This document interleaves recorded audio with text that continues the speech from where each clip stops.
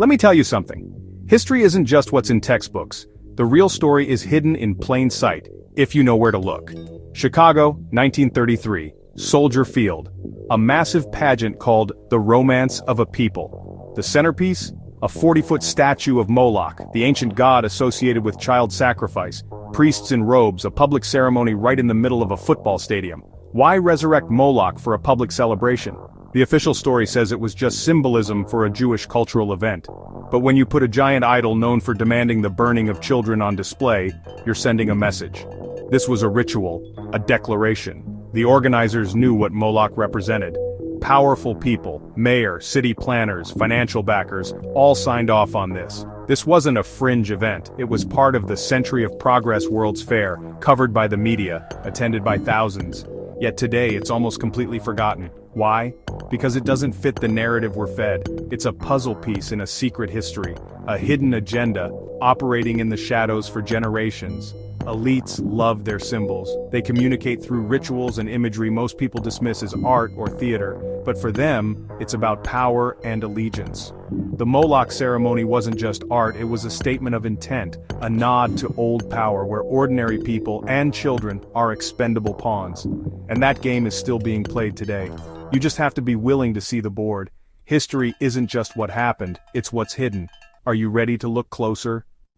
Follow the money, it always leads to the truth. Around the same time, the Scofield Reference Bible was published, changing how millions of Christians read scripture and pushing dispensationalism, a theological justification for a political state of Israel. Scofield was backed by wealthy Zionists, some linked to the Rothschilds, embedding a pro-Zionist message into American Christianity. Meanwhile, Wall Street institutions like Union Banking Corporation, directed by Prescott Bush, were funding the Nazis, even after war began. These financiers played both sides, profiting no matter who won, and later became pillars of the American establishment. The same network manipulating religion and funding enemies built the intelligence agencies meant to protect us. In the 1930s, fascism wasn't just a European trend, it was fashionable in America. The Bellamy salute, identical to the Nazi salute, was used by American children pledging allegiance until 1942. Powerful people admired fascist regimes for their control and efficiency. Old photos of American stars giving this salute aren't innocent, they reveal a deeper ideological sympathy. Theodor Herzl, father of modern Zionism, believed anti-Semitism could be useful to drive Jews to Palestine, turning tragedy into a political tool. Combine Herzl's philosophy, Wall Street's money, and the Scofield Bible's theology, and you see a masterclass in manipulation. The problem is created, the solution is engineered, and the public is mobilized. It's all by design. After World War II, these connections didn't vanish, they went deeper underground. Documentaries like Dark Legacy exposed the Bush family's Nazi ties and the secretive power of Skull and Bones. A small cabal manipulates politics, starts wars, and profits while the public pays the price. Musicians like Immortal Technique have tried to sound the alarm, rapping about CIA drug trade and hidden imperialism.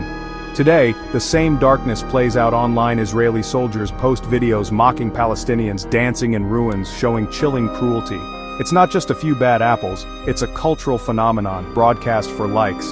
The ancient blood libel, false accusations of ritual child murder has mutated. Now the historical victims are part of a state whose soldiers are celebrated for violence, often against children.